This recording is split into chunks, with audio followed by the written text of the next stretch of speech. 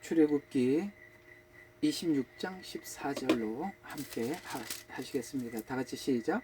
너는 붉게 물들인 수양의 가죽으로 장막 덮은 것을 만들고 오소리 가죽으로 위에 덮을 것을 만들지니라. 참 한 몇 시간 이 본문만 가지고 계속 하는 것 같은데요. 자, 우리가 지금 여러분들이 이렇게 계속 배우고 있는 화요 성경 공부나 이런 내용들, 또 우리가 토요일날 주일날 저녁에 예언서 하고 있지 않습니까? 또 수요일날은 시편이나 시가서를 우리가 함께 하고 있는데 이런 것을 보고 흔히 말하는 이렇게 개념 정리라 이렇게 표현하는 것입니다. 개념이란 우리가 이제 성경이 안 보이는 이유가 여러 가지가 있는데 그 중에 하나가 어떤 문제가 있어서 그런 거냐면은 개념이 정리가 안 돼 있어서 그렇습니다. 오늘은 우연찮게 우리 한국에 있는 뭐 여러 가지 PD 수첩인가 거기를 이렇게 잠깐 들여다보면서 돌 뭐라고 그랬던데 박뭔가 그 하여튼 정명석이 못지않는 또 그런 이단이 있더라고요. 하여튼 돌 뭐라고 했는데 잊어버렸네. 예, 뭐 정명석이하고 거의 뭐 비슷비슷한 것 같아요.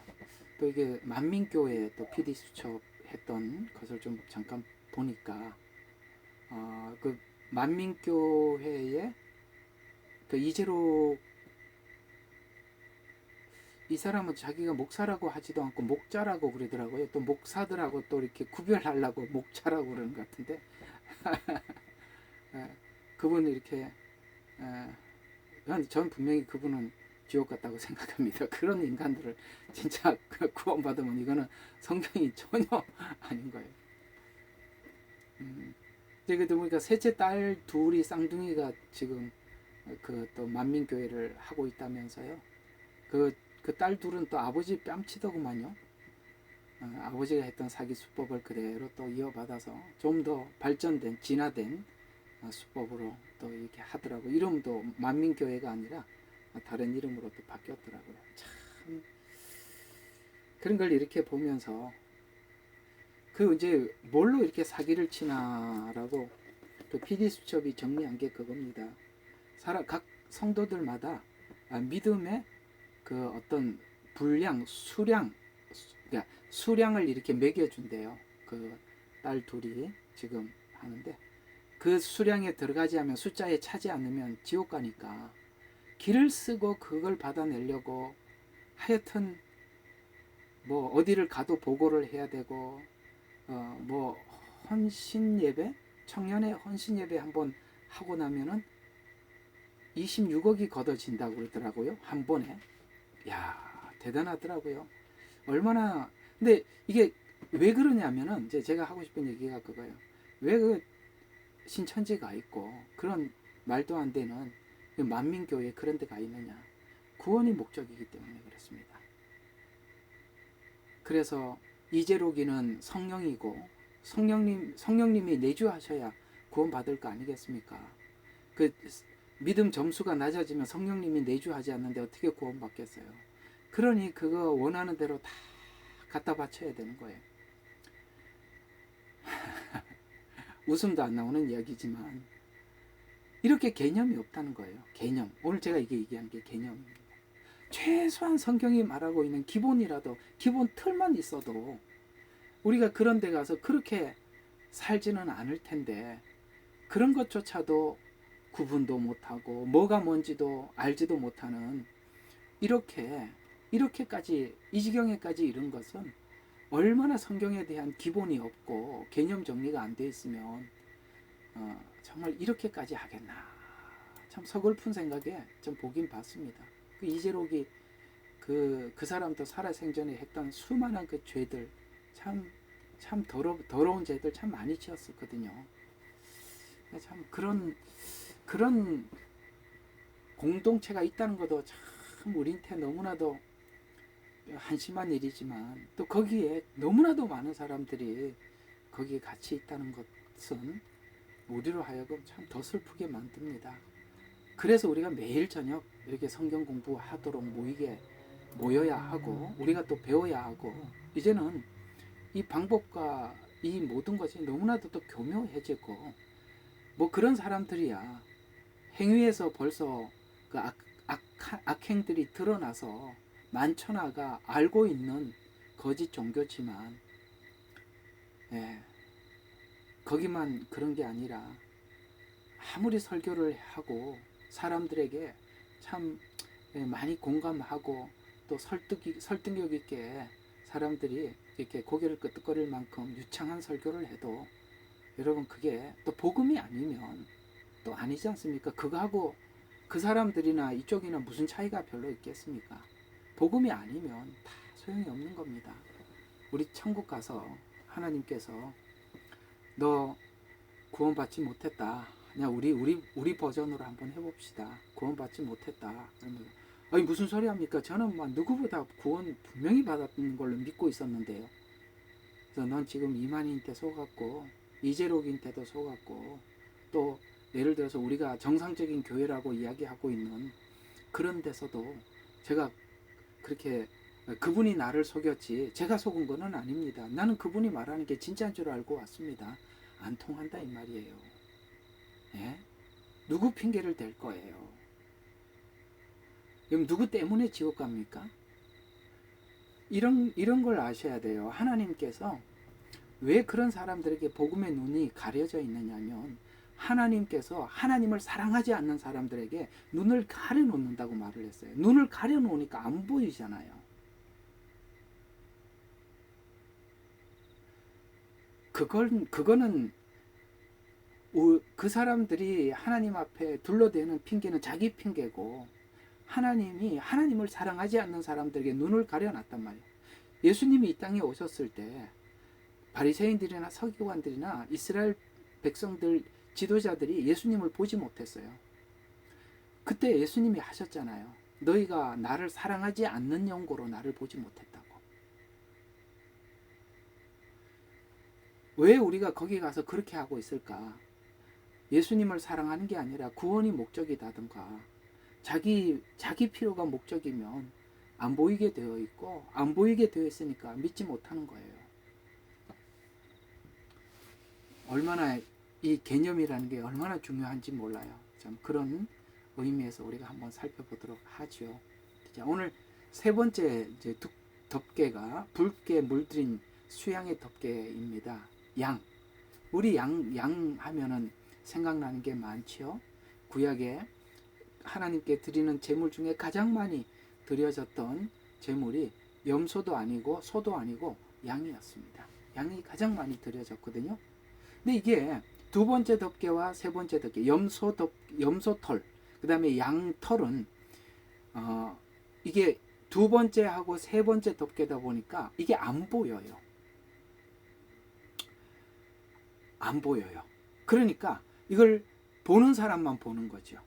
우리가 왜 흰색 제일 그 성소 안에서 들어와서 보일 수 있는 게 흰색이거든요. 이 흰색은 눈에 보여요. 우리가 왜 의롭게 되었는지를 양덮개, 염소덮개를 통해서 우리가 이해를 하는 거예요. 이게 복음이죠. 복음이죠.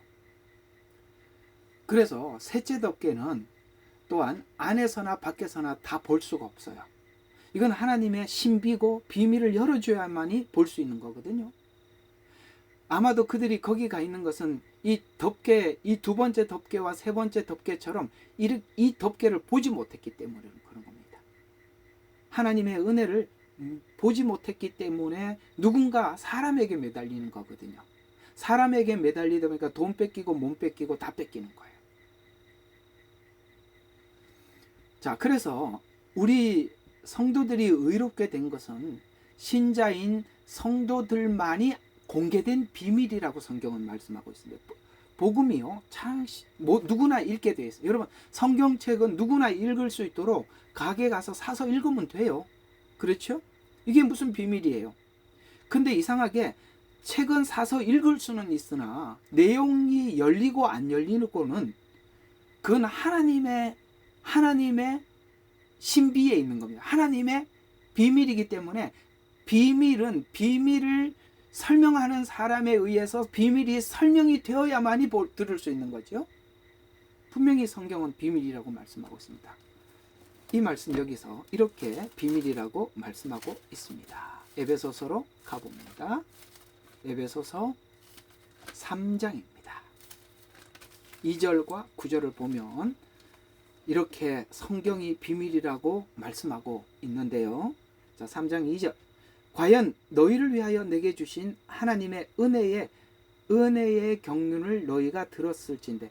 이제는 좀 여러분들이 정말 제가 바라는 기대는 뭐냐면 여러분들의 신앙이 발목에서 무릎으로, 무릎에서 허리까지, 허리에서 정말 여러분의 온몸이 잠길 때까지 나가기를 바라는데, 우리가 더 나가려면 여러분들이 성경을 읽으면 2절을 읽었어요. 예를 들어서 과연 너희를 위하여 내게 주신 하나님의 은혜의 경륜을 너희가 들었을진데, 이렇게 이 한 절을 읽었을 때 이 한 절 속에 있는 하나님의 메시지가 막 여러분 머릿속에 막 그냥 제 버전으로 하면서 와 지나가 버려야 돼요.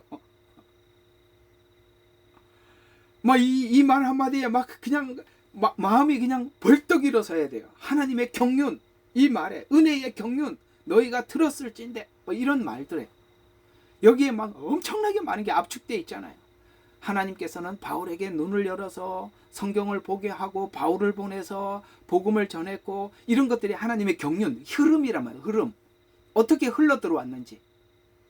전해준 사람에게도 하나님의 비밀을 열어주셔서 바울도 하나님이 열어주셔서 그 경륜이 열렸고, 우리가 듣는 우리도 그것이 왜 귀에 열렸느냐? 하나님의 경륜이라니까요. 경륜이라는 말은 하나님께서 이미 계획했던 그 일들이 바울에게도 일어나고 있고 에베소 교인들에게도 일어나고 있고 여러분에게도 일어나고 있고, 이 경륜들이 막 흘러와. 이 경륜이라, 은혜의 경륜이라는, 왜 은혜를 경륜이라고 썼는지 이 말에 막 가슴이 확 와닿아야 된단 말이에요. 와, 그렇다, 그렇지, 그렇게 온 거지, 이런 말이죠. 그래서 경륜을 너희가 들었을진데 이것은 그분의 계시로 내게 신비를 알게 하신 것이며, 그 경륜을 설명하고 있죠. 계시를 통해서 내게 알게 해주신다. 여러분, 둘째하고 세 번째 이 지금 덮개가 뭐가 그 안에 들어있는지 어떻게 알겠냐 이 말이에요. 그렇잖아요. 덮개가 4개인데 두 번째하고 세 번째는 분명히 안 보여. 첫 번째하고 네 번째가 보이는데 네 번째는요, 바깥에 있는 사람만 보는 거예요. 맞죠? 밖에 있는 사람만 보는 거예요. 첫 번째 덮개는 성소에 들어온 사람만 보는 거예요. 그런데 그 안에 감추어져 있는 이건 신비예요. 이거는요, 하나님께서 가르쳐 주지 않으면 모른다 이 말이에요. 그 얘기죠. 보세요. 계시로 내게 신비를 알게 한 것이며, 내가 전에 간략하게 쓴 것 같으니, 아마 그 전에 무슨 편지를 서신을 썼겠죠? 한 것 같으니 너희가 읽을 때 거기서 그리스도의 신비 안에 있는 나의 지식을 이해하게 되리라. 아멘. 막 이런 이 말이 막 너무 막 이렇게 막 감격스럽게 막 가슴이 탁 치는 것 같잖아요. 뭐라고 그래야겠어요? 거기 너희가 읽을 때, 하나님께서 주신 성경을 읽을 때 그리스도의 신비 안에 있는 나의 지식을 이해하게 되리라. 제가 여러분들한테 설교하고 있어요. 저도 하나님께서 계시로 알려주신 성경을 여러분들에게 전달하고 있고, 이렇게 전달받고 있는 여러분들도 지식이 알게 된다는 거예요. 왜? 하나님이 여러분들에게 그 지식을 전달받을 수 있도록 준비를 해 주셨기 때문에 우리가 함께 이 지식이 흘러가는 거예요. 그게 신비로운 거예요. 그 안에 감추어져 있는 이 덮개를 누가 알 수가 있겠냐 이 말이죠. 그리고 또 그것이 성령으로 그의 거룩한 사도들과 선지자들에게 지금 계시된 것처럼, 자, 거룩한 사도들과 선지자들에게 지금 계시된 것. 왜 지금이죠? 구약에서는 이게 다 열리지 않았었다는 거예요. 지금 계시되었다는 거예요. 오늘 우리가 신약을 살아가면서 하나님의 말씀을 이렇게 깊이 우리가 느끼고 맛을 느낄 수 있는 거. 그래서 얼마나 감사해요. 지금 계시된 것처럼 다른 세대에서는 사람들 아들들에게 알려지지 않았다. 이걸 나중에 바울은 뭐라고 그래요? 천사들도 살펴보기를 원하는 바라. 여기 다른 아들들이라고 표현하는 것은 사람들의 아들들에게는 알려지지 않았다라는 것은 과거에 모든 사람들에게는 그걸 이게 뭐지? 하나님 뭐지? 이게 뭐냐면 하나님께서 우리 인간으로는 예측할 수 없는 방법으로 우리를 구원하셨다는 거예요. 그게 뭐냐면은 우리가 생각할 때 죄를 우리가 지었고 책임이 누구에게 있어요? 죄를 지은 우리에게 있었던 거 맞죠? 죄는 우리가 하나님께 지었고 책임도 우리에게 있었어요. 그러면 우리가 계속 어떤 생각을 하면서 살 수밖에 없냐면은 우리가 책임을 져야 한다라고 생각을 할 수밖에 없는 게 우리 지식의 한계죠. 왜냐하면 우리가 죄를 지었기 때문에 죄에 대한 책임을 내가 져야 된다고 생각하는 게 상식적이란 말이에요. 하나님께서 우리에게 책임을 지을 줄 알았는데 하나님이 그 책임을 우리 대신 질 줄 누가 알았냐면 아무도 몰랐다는 거예요. 우리를 완전히 죄 중에 괴수로 몰아넣어 놓고 이제는 더 이상 우리가 피할 곳이 없다는 것을 확실하게 보여주고 그 자리에 가서 예수님이 죽으셔서 우리를 구원하셨다는 거예요. 이 반전 카드를, 그래서 기독교는 반전이에요. 반전의 연속이에요. 여러분의 생애 속에서도 하나님의 반전이 계속 연속으로 일어나는 반전의 연속. 왜요? 하나님의 때가 찬 경륜이 되면 그 반전을 하나님이 준비하고 그 반전을 일으키시니까. 그래서 알려지지 아니하였으니 이는 이방인들이 복음을 통하여 그리스도 안에서 공동 상속자가 되고 한 몸이 되어 그 약속. 이게 무슨 말이냐면 예수님께서 십자가에 죽으셔서 이제는 유대인들만이 하나님을 섬기는 그 민족으로서의 그 뭡니까? 하나님만을 섬기는 민족으로서의 그것을 끊어버리시고, 오케이? 아담의 죄를 끊는 것처럼 이스라엘 백성들만이 하나님을 섬기는 것을 끊어버리시고 교회를 세워. 예수님 그래서 네가 교회를 세우리니 음부의 권세가 이기지 못하리라 라고 말씀하신 것처럼 교회를 세워 유대인들도 교회에 들어오게 하고 이방인들도 함께 들어와서 구원에 차별이 없게 하시고 이방인들도 그 복음을 듣고 구원받도록 이 설계를 아무도 못 알아차려요. 천사들도 상상할 수 없었던 일이었고 누구도 하나님께서 그렇게 하시리라고는 왜? 이 책임은 우리가 져야 하는데 하나님이 그걸 다 지시고 약속도 없고 외인이었고 소망도 없었던 우리들을 교회에 함께 끌어넣어서 이 구원을 열어주실 줄은 아무도 몰랐다는 거예요. 공동상속자가 되고 한 몸이 돼요. 그걸 그러니까 예수 안에서 한 몸이 되어서 그의 약속의 동참자가 되었다는 것이다. 이로써 그분의 능력으로 효과적으로 역사하신 대로 내게 주신 하나님의 은혜의 선물을 따라 내가 이 복음의 일꾼이 되었노라. 그거 바울이 그 일을 했고 하나님의 종들이 그 일을 했고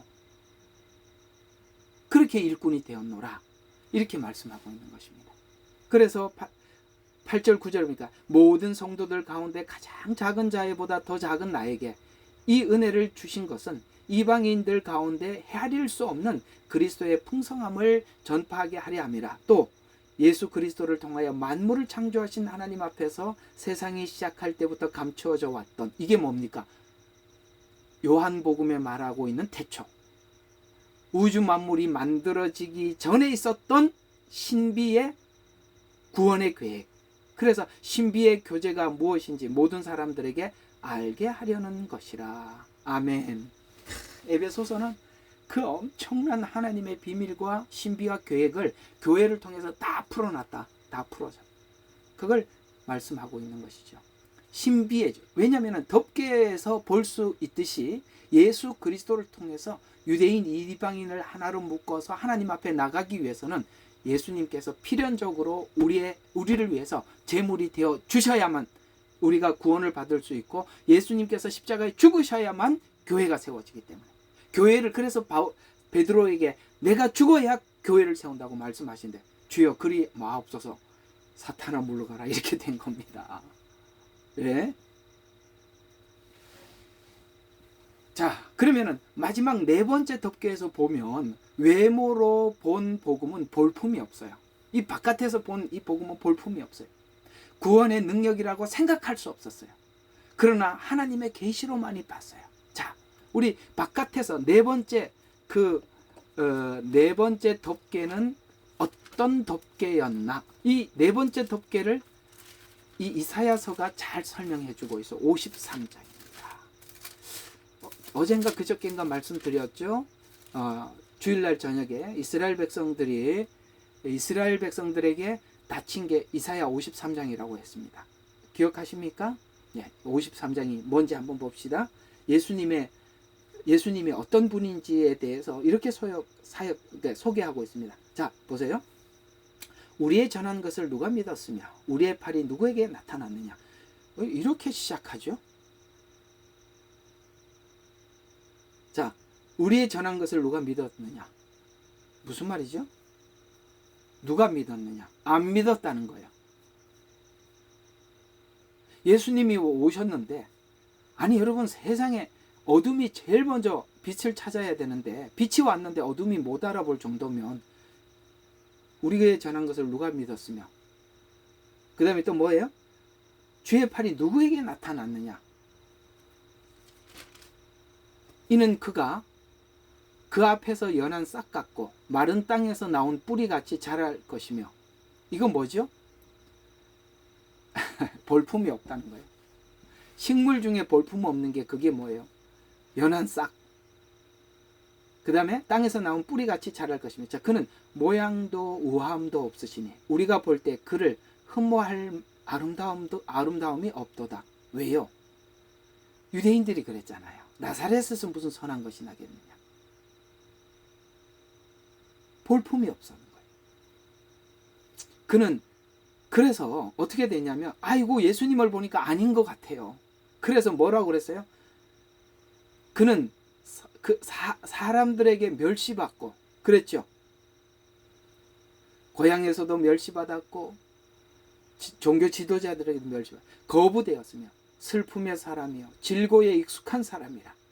우리가 우리의 얼굴을 그로부터 숨긴 것 같이 그는 멸시를 받았고 우리는 그를 존중하지 아니하였도다. 여러분, 여기 한번 여러분 눈여겨 한번 잠깐만 보세요. 여기에 53장에 제일 많이 나오는 단어가 뭔지 빨리 보세요. 제일 많이 나오는, 엄청나게 많이 나와요. 뭐죠? 그는, 그죠? 지금 메시아가 누구라는 거예요? 주님이라는 거예요. 지금 이스라엘은 자기 구원이 자기에게 달려있다고 생각하죠. 율법을 지켜야 된다고 생각하고 있는 거예요. 근데 이사야는 아니라고 이야기하는 거예요. 그가 하신다는 거예요. 자, 그가 그렇게 나왔으니까 우리 요한복음 13장 13장이 아니고 3장 16절을 한번 외워봅시다. 자, 오늘 53장을 기억하면서 요한복음 3장 16절에 뭐가 제일 중요한지 제가 강조했던 그게 뭔지 한번 우리 합의 보기로 합시다. 다 같이 요한복음 3장 16절 시작. 하나님이 세상을 이처럼 사랑하사 독생자를 주셨으니 이는 저를 믿는 자마다 구원을 얻게 하려 함이라. 여기서 제일 중요한 단어가, 이제는 여러분들이 저를이 되기를 바랍니다. 저를 믿는 자마다. 여기는 그가 그렇게 나와 있습니다. 여기는 그라고 나와 있고, 왜 여기 신약 요한복음 3장 16절에는 저를이라고 해요. 왜? 오셨으니까. 여기는 그라고 이야기하는 건 미래에 올 뿐이라고 이야기하고 있고, 지금 요한복음에서는 오셨으니까 저를 믿는 자마다 영생을 얻게 하려 합니다. 구원이 누구에게 달려 있어요? 그분에게 달려 있다는 거예요. 정리되셨죠? 여러분들 요한복음 3장 16절에서 자, 우리가 요한복음 3장 16절에서 제일 중요하게 여기는 단어가 뭔지 한번 찍어봐라 라고 하면 이 사람은 이게 야차하면 이단에게 넘어갈 수 있겠다, 아니다라는 걸 제가 탁 파악할 수 있어요.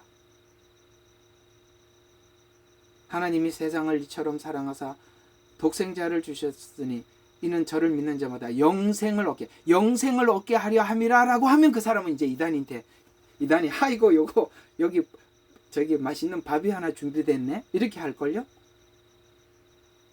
영생이 목적이니까. 왜 그 사람들이 저를 모르니까 사람을 따라가는 겁니다. 우리는 저를 따라갑니다. 그분을 따라가는 것이죠. 이제 아시겠어요?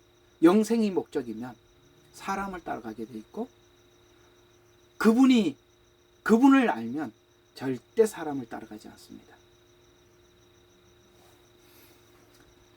자, 그래서 여기 보니까 볼품이 없다 그랬어요. 근데 이제 요건 이제 뒤에 한 번 더 나오니까 뒤에 가서 봐요. 이게 그런 얘기입니다. 볼품이 없다는 얘기는 여러분 네 번째 가죽이 그거예요. 오소리 가죽이잖아요.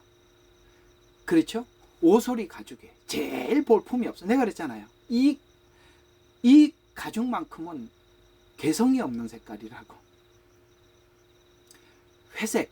옛날에는 양복을 해 입으면 대부분이 회색을 많이 입었습니다. 지금은 곤색을 많이 입는데, 나도 이렇게 옷장을 열어보면 나도 답답한 것 같아요. 옷장을 열어보면 다 곤색이에요. 그건 뭐 그저 좀 마음에 든다고 가져와 보면 집에 걸어놔 보면 하고, 내가 왜 곤색만 이렇게 샀지? 이런 생각이 돼. 그냥 무늬만 좀 다른데 뭐 사람들이 알겠어요. 이것도 곤색 비슷하잖아요, 그죠? 입으면 다 곤색. 이게 왜 그런가 봤더니 모르겠습니다. 저는 이게 보는 컬러를 볼 그때 몰라서 그런지 몰라도 어쨌든 이 옛날에는 재색을 많이 했어요. 왜냐하면 이게 가장 만만한 색깔이거든요. 좀 이렇게 좀 묻어도 표시가 안 나고, 그렇죠? 그리고 튀지도 않고, 그렇다고 해서 안 튀지도 않고, 그냥 그냥 누가 있구나 이렇게 할 정도니까 이게 바로 오소리 가죽이에요. 오늘 여기 볼품이 없다고 분명히 말하고 있어요. 흠모할 만한 아름다움이 없도다. 모양도 없다. 연한 싹 같다. 아주 바람에 흔들리는, 쏙 뽑으면 뽑힐 것 같은 강력한 메시아로 왔더라면 사단이 막 한바탕 싸우고 이렇게 했을 텐데, 볼품 없는 분으로 오니 저분이 메시아가 맞나 아닌가 사단도 못 알아보고 아무도 못 알아보는 거예요. 이름 없이 빛도 없이 오셔서 우리를 구속하시고 우리에게 이렇게 생명을 주시고 가신 예수 그리스도. 그래서 찬송가에도 이름 없이 빛도 없이 감사하며 섬기리라 뭐 그렇게 나와 있네. 이름 없이 빛도 없이 감사하며 섬기리라는지 뭔지도 기억이 안 나는데, 어쨌든 그렇게 주님이 그렇게 했듯이 우리도 그렇게 살아가는 것이 옳은 것 같습니다. 자, 그래서 이 볼품없는 가죽으로는 알 수 없고, 또 그 비밀과 신비는 이제 이 성막 안에 들어온 자들이 이제 번제단의 은혜와 물두멍의 은혜를 알고 성소에 들어온 자들은 밖에서 본 초라함과 안에서 보는 화려함, 그 중간에 왜 우리가 이렇게 화려한 엄청난 이 성소에 들어와 있는지는 바로 예수님의 대속, 양과 염소의 덮개에 의해서 그렇게 의롭게 되었고 우리가 하나님 가까이 와 있음을 알게 되었다라는 것입니다. 하나님께서 이 신비와 비밀을 알게 해주셔서 우리는 너무나도 감사하죠. 오늘 여기 보니까 이게 세 번째가 양의 덮개라고 했습니다. 양의 털이라고 했습니다. 자, 그 양의 털이라는 분명한 증거가 요한복음 1장에 나와 있습니다. 예수님이 오셨을 때 저분이 바로 양이, 오늘 우리가 성막 덮개에서 본 양이라고 말씀하고 있습니다. 요한복음 1장 29절과 35절. 여러분들 평상시에 오늘 제가 이렇게 자꾸 이렇게 성경 본문을 길게 잡아서 자꾸 설명하려고 하는 이유는 뭐냐면, 여러분들이 평상시에 읽었던 이 내용이 어떤 내용인지 이렇게 자꾸 이 내용을, 제가 설명하는 내용을 들으시면서 자꾸 정리하라고 길게 해드리는 거예요. 아시겠죠? 아마 하다가 보면 여러분들이 알고 있었던 것보다 뭔가 덧붙여지는 게 자꾸 있을 겁니다. 그래서 자꾸 제가 길게 잡아서 설명하는 거니까, 자, 1장 29절에서 35절 한번 봐요. 그 다음날 요한이 예수께서 자기에게 오시는 것을 보고 말하기를, 보라, 세상 죄를 제거하는 하나님의 어린 양, 여기 양덮개라고 그랬죠. 양이로다. 이분이 내게 전에 말하기를, 내 뒤에 오시는 분이 나보다 앞선 것은, 그분이 나보다 먼저 계셨습니다 했던 그분이라. 나보다 먼저 계셨다. 태어난 게 먼저가 아니라 창세 이전에 있었던 그분이다, 이 말입니다. 나이가 많다 이런 얘기가 아니고요. 자, 나는 그분을 알지 못하였지만 그분은 이스라엘에게 알리려고 내게 침례를 주려. 자, 여기 침례 잘 기억해 놓으세요. 잘 기억해 두세요. 요한일서에 가보면 피와 불과 연기로라. 아니야. 자, 성령과 물과 피라. 이런 말씀이 나와요. 그게 난해 구절이라고 말을 하는데, 자, 여기 요한복음 1장에서 이 난해 구절이었던 그 메시지가 여기서 다 풀어져요. 하나는 뭐라고요? 세상 죄를 제거하는 하나님의 어린 양이니까 죽으셔야 되겠죠. 피입니다. 오케이? 피. 요한일서 이따가 갖다 볼 거예요. 자, 피입니다. 그 다음에 어디 갔어요? 먼저 계세요. 자, 그분을 알지 못하고 31절, 그분은 이스라엘에 알리려고 내게 침례를 주려 왔노라. 물입니다. 두 개가 밝혀졌지요? 여기 거기서 물이라고 표현했던 것은 침례를 이야기한 거예요. 왜 그걸 침례라고 이야기하느냐면, 침례 요한이 지금 이분이 메시아라고 증거한 거란 말이에요. 증거. 근데 그 메시아는 어린 양으로 오셔서 피를 흘려야만 하는 것입니다. 그 요한일서에 있는 이 말씀을 요한복음 오늘 1장에 있는 이 말씀으로 푸는 경우가 거의 없어요. 그걸 막 중구난방이에요. 피가 막 이거다, 막 물이 이거다, 막 이렇게 막 중구난방으로 가는데, 아니요. 여기 1장에 있는 요한일서도 요한이 쓴 거잖아요. 그러니까 요한이 지금 이걸 가지고 거기 가서 쓴 거다 이 말이에요. 그러니까 그걸 아시면 돼요. 자, 일단 난해 구절 하나 풀기로 하고 본문에 한번 계속 봐요. 자, 33절. 자, 32절. 또 요한이 증거하여 말하기를, 나는 성령께서 하늘로부터 비둘기 같이 내려와 그분 위에 머무는 것을 보았노라. 하나님의 영인 성령님께서 세상 죄를 지고 가는 하나님의 어린 양이로다 라고 말씀을 하셔서 그분이 우리의 메시아임을 침례하면서 증거해 주었다는 거예요. 침례는 뭐라고요? 예수 안에서 죽고 예수 안에서 다시 사는, 죽음과 부활을 상징한다 그랬잖아요. 침례 받을 때 제가 설명한 거 기억하시죠? 그거. 자, 생각하시면 이게 이렇게 어렵고 복잡한 거 가지고 이 이단이 속이니까, 이제는 이단을 방어하기 위해서라도 이제 제대로 좀 설명을 해줘야 돼요. 그런 말을, 야, 봐라, 사람들이 이런 이야기, 이게 다 난해 구절 아니냐, 이게 저기 누구죠? 누구야? 신천지 이만희가 우리가 비유풀이 같은 거 가지고 와 신기하다 그래가지고 사람들이 거기 빠진 거 아시죠? 신기하다고. 여기 요한일서 같은 이런 내용들이 굉장히 난해한 구절이거든요. 그런 걸 자기들이 막 이 교회에서 이런 걸 설명을 안 해주니까 마치 자기들만이 비밀을 아는 것처럼 막 풀어가지고 사람들한테, 야, 우리 교회 가면 이런 것도 안 가르쳐 주는데 여기는 정말 내가 알고 싶은 거 다 알려주네. 그러면서 서서히 낚시를 해보면, 미끼를 뿌리면 처음에 미끼 착착착 먹다가 바늘이 딱 있는 거 먹으면서 딱 걸리는 거 아니겠습니까? 그런 것들이 다 미끼라고요. 여러분들이 미리 알고 있어야 돼. 가장 중요한 것은 먼저 알고 있어야 돼요. 먼저. 그쪽에서 먼저 알고 와서 여기서 새롭게 들으면 그게 해결이 안 돼요. 그래서 먼저 들으셔야 되는 거야. 예?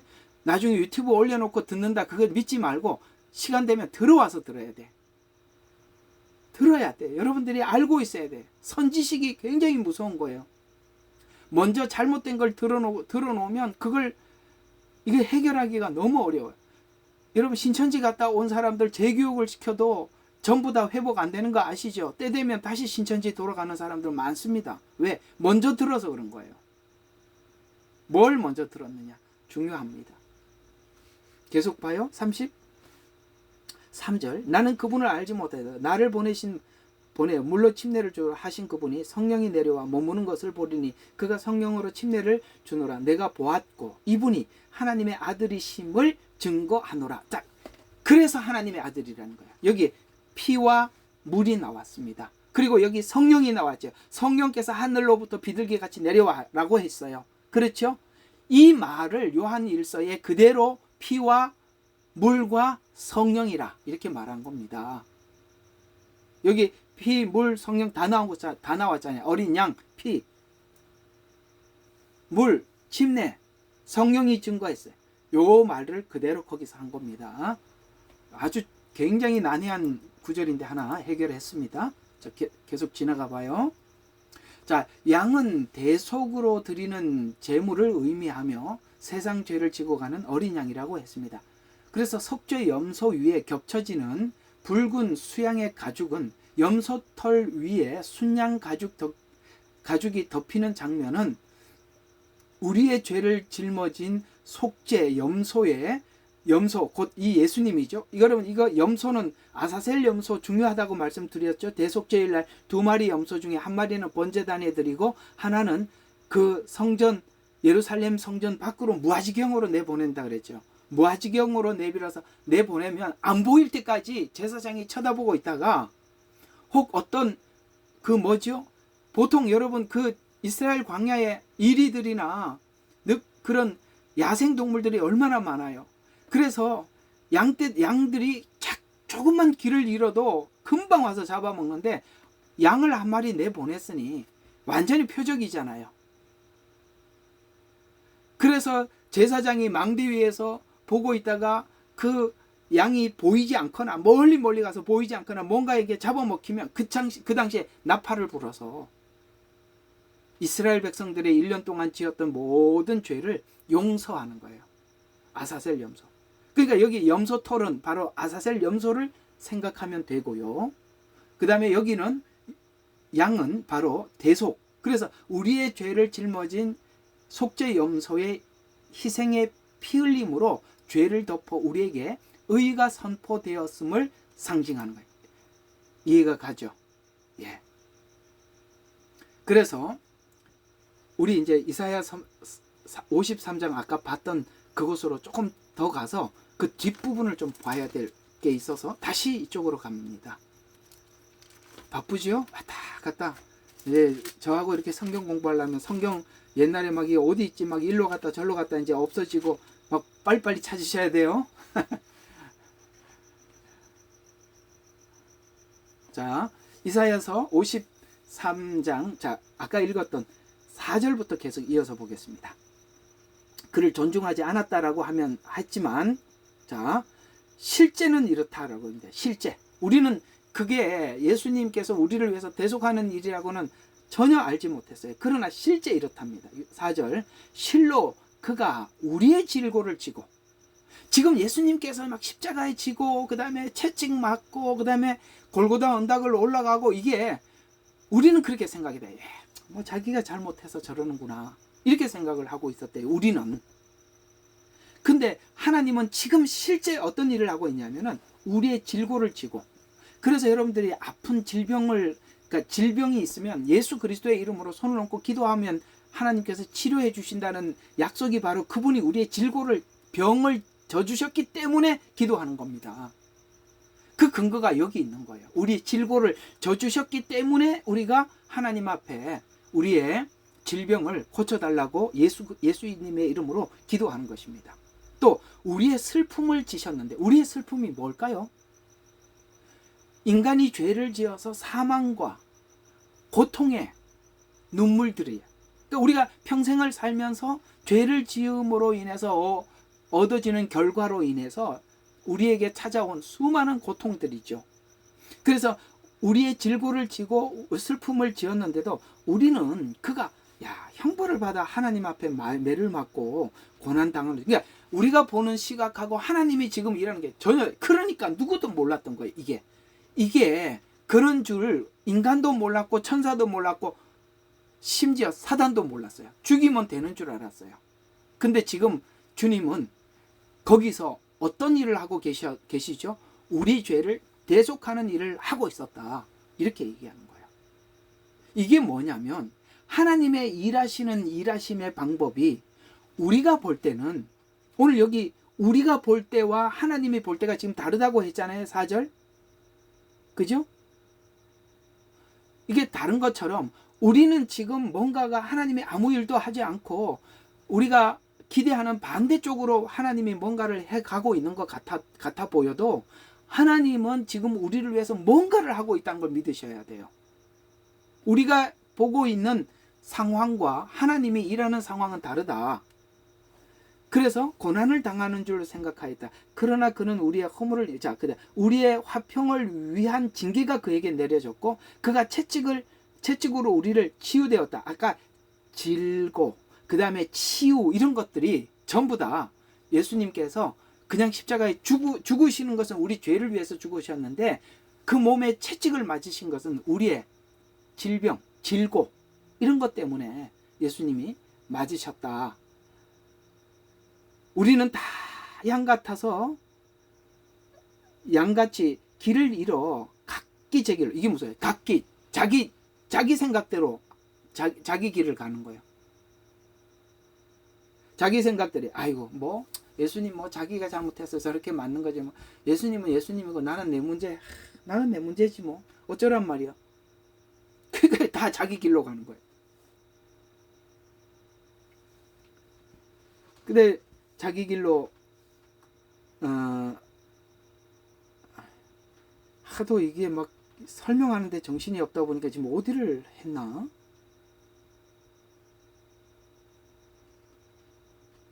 예, 6절. 자기 돌이켰으나 주께서 우리 모두의 죄악을 그에게 지우셨도다. 그가 억압을 당하고도 고난을 당하며 그의 입을 열지 아니하였으며 그가 어린 양처럼, 여기 양이 나오죠. 도살장으로 끌려가 털 깎는 자들 앞에 양이 말이 없듯이 그가 자기 입을 열지. 여러분, 우리 한국은 양을 많이 키우지 않아서 잘 몰라요. 호주 오면 양들을 많이 키우거든요. 그러니까 이렇게 쭉 지나가다 보면 막 들판에 막 양들이 막 무진장 많아요. 막 그래가 양떼들 막 부르면 와요. 또 소떼 부르면 막 소들이 막 뭔 일인가 하고 풀 뜯어먹다 다 쳐다봐요. 말도 많아요. 말들도 그냥 이렇게 막 돌아다니는 게 막 농장에 가면 많이 있어요. 근데 이제 털을 깎을 때 양을 잡아오면 양들이요 주인에게 가만히 있고, 양은요 주인이 목을 따가지고 그 만약에 그 양을 어떻게 해서 그 잡아 먹으려고 그러면은 양은요 자기 몸을 주인에게 그대로 그냥 내어줘 버려요. 그래서 양가치라고 표현하는 거예요. 우리 양을 잘 키우지 모르니까 양가치 그래도 이게 무슨 뜻인지 잘 모르지만 양을 키워보면 그렇다고 합디다. 호주 와서 양도 봐야 되는데 어쩌죠? 입을 열지 않았다. 왜요? 여기서 입을 열면 다 수포로 돌아가기 때문에 그렇습니다. 만약에 입을 열어서 이렇게 얘기하다. 너 나를 여기에서 십자가에 매달아 죽이면 사단에게 네 머리가 박살나는 거야. 이렇게 했으면 사단이 예수님을 십자가에 못 박았겠어요? 입을 열지 않았는 거예요. 아무도 몰랐다는 거예요. 이게 너무 신비롭다는 거예요. 그가 감옥과 재판으로 끌려갔으니 아시죠? 재판으로 끌려갔으니 빌라도의 뜰에 참 예언 정확하게 합니다. 그가 그의 세대를 선포하리요. 이는 그가 산자들의 땅에서 끊어지며 그가 내 백성의 허물로 인하여 형벌을 받았어. 우리를 위해서 그가 악한 자들과 더불어 자기의 무덤을 마련해 쭉쭉쭉 지나가다가 어디를 좀 봐야 돼. 10절과 12절. 자, 그를 상하게 하는 것이 주를 기쁘시게 하는 것이기에 주께서 그를 고난에 두셨도다. 주께서 그의 혼을 속죄 제물로 만드실 때 그가 자신의 씨를 보리니 그가 그 자신의 씨는 뭡니까? 바로 예수 그리스도로 인한 씨, 우리들을 기대한 거예요. 이걸 지금 요한복음에 예수님이 하신 거예요. 내가 기쁨이 충만하다. 아시겠어요? 예수님이 죽고 살면 우리 모두가 구원을 받을 걸 생각하니까 기뻐요. 근데 그게 어떻게 그렇게 되는지 제자들은 아무도 몰랐던 거예요. 그래서 그가 자신의 날들을 늘릴 것이요 그 기쁨이 그의 손에서 번창하리라. 이 기쁨을 요한복음의 기쁨이라고 그대로 표현하면서 11절 그가 자기 혼의 고통을 보고 만족하게 되리라. 나의 의로운 종이 자기 지식으로 많은 사람을 의롭게 하리니. 아멘. 이 방법으로 우리를 의롭게 한대. 지금 로마서에서 말하고 있는 의롭게 되었던 그 내용과 여기 이야기가 똑같아요.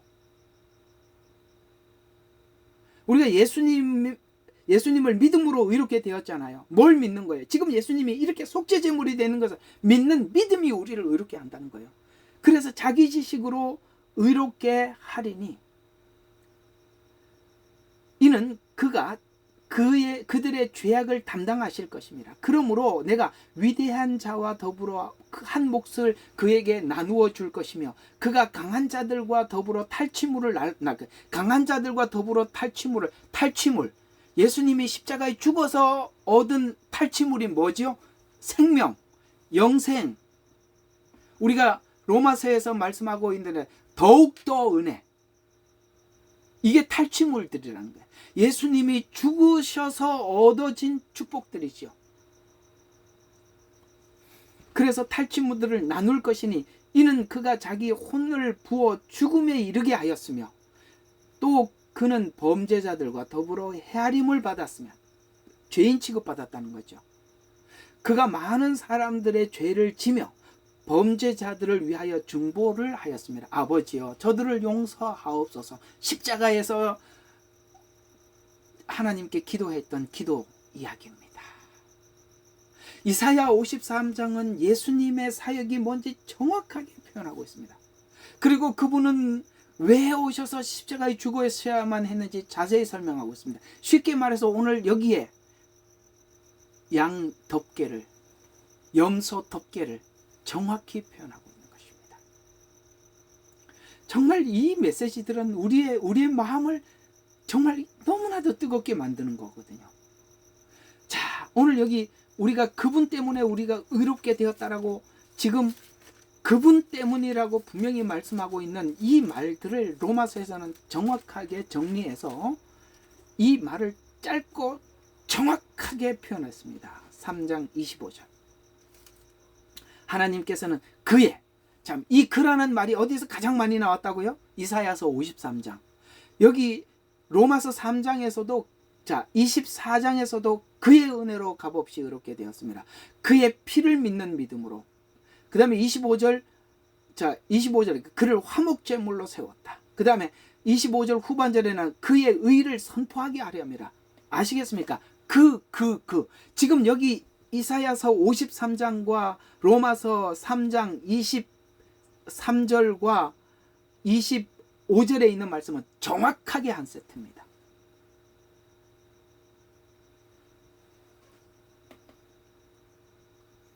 이게 교리적으로는 이렇게 설명을 하고 있었지만 원래부터 처음부터 이렇게 설명해 왔었어요. 레위기 16장 21절과 22절에 보면 이 신자가 의롭게 되기 위해서는 대속죄일 사용하는 아사셀 염소와 같이 이스라엘 백성들의 죄를 떠안고 광야로 보내져 죄와 분리됨을 상징하듯이 골고다의 죽으신 피의 공로로 의롭게 되었다라고 말씀하고 있는 것입니다. 레위기 16장에서. 그래서 이게 점점 구체적으로 우리에게 계시가 되었죠. 오늘 여기까지는 해야 되니까 조금 한번 더 봅시다. 자, 우리 이제 이사야 53장에서 틀을 잡았어요. 지금 이게 뭔지 다 그림이 전체가 쫙 그려졌어요. 이 그림을 가지고 요한복음이 이 내용을 풀어가고 있거든요. 그러면은, 자, 아까 기쁨이라고 말했던 그 기쁨은 요한복음에서는 예수님이 어떻게 표현했나 한번 봅시다. 요한복음 15장 11절. 요한복음 15장 11절. 자, 내가 이런 것을 너희에게 말한 것은 나의 기쁨이 너희 안에 머물러 있어 너희의 기쁨을 충만하게 하려 함이라. 아멘. 나의 기쁨을 너희 안에 있게 해서 뭐라고요? 너희 기쁨도 충만하게 하려 함이라. 그래서 예수님께서 우리에게 기쁨을 주려고 하신다. 17장 13절. 17장 13절. 이제 내가 아버지께로 가나이다. 내가 세상에서 이런 것들을 말하면 나의 기쁨을 그들 안에서 충만케 하려 함이니이다.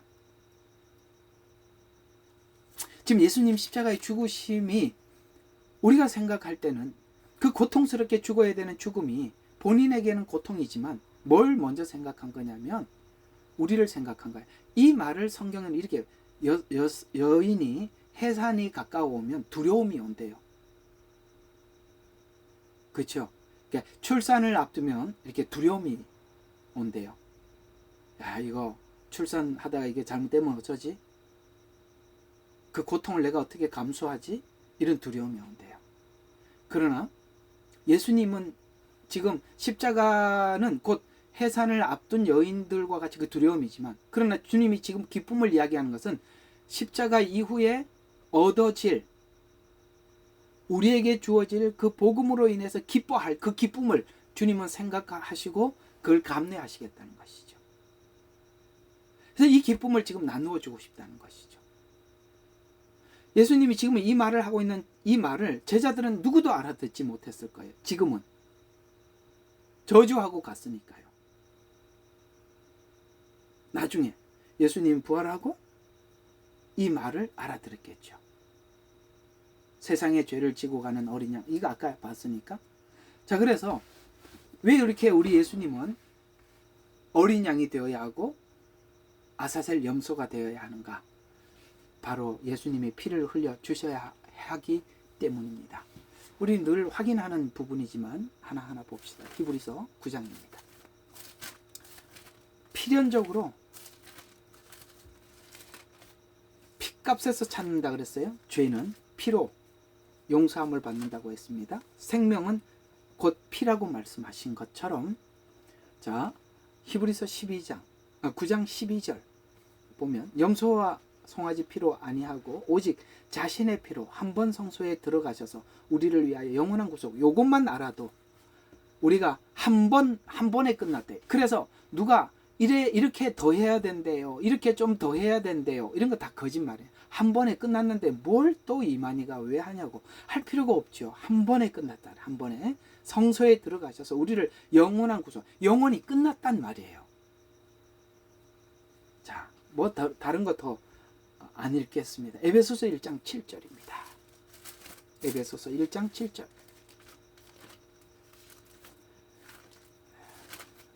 에베소서 1장 7절. 자, 그 사랑하는 이 안에서 우리가 은혜의 풍성함을 따라 그의 뭐를 통해서? 보혈을 통하여 구속 곧 죄들의 용서함을 받았느니라. 그게 얼마나 풍성한지 은혜의 풍성함을 인하여 이렇게 연결해서 나오는 것입니다.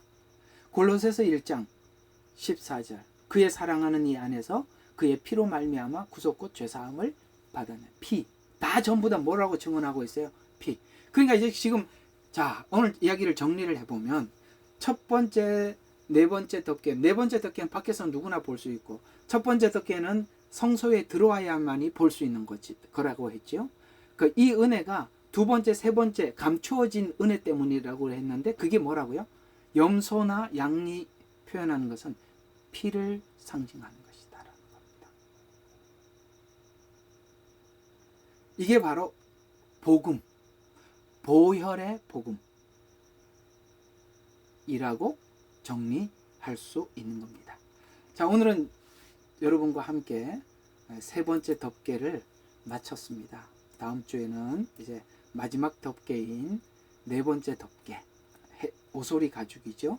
이 가죽이 또 의미하는 게 뭔지, 이것도 또 내용이 좀 많아요. 이걸 좀 여러분들과 함께 하도록 하겠습니다. 여러분 참 이 오경을 하면서 여러분들이 신약에서 알고 있었던 이 복음이 정확하게 한 번 더 확인되어져서 여러분의 믿음에 큰 보탬이 되고 움직일 수 없는 믿음이 되시기를 기대해 봅니다. 여러분 매번 하나님께서 이게 시간 들어올 때마다 여러분에게 많은 것을 채워주실 것을 기대합니다. 기도하고 우리 청년들은 남아 있으시고 좀 마치도록 하겠습니다. 좋으신 아버지 하나님, 오늘도 세 번째 덮개 양의 가죽에 대해서 함께 나누어 보았습니다. 그렇습니다. 주님 너무나도 감사합니다. 오늘 이 복음들은 주님께서 열어주지 않으면 어찌 알겠습니까? 이것은 감추어져 있는 덮개이기 때문에 열어보지 않고 아버지 하나님 주님께서 계시해 주지 않으면 결코 알 수 없습니다.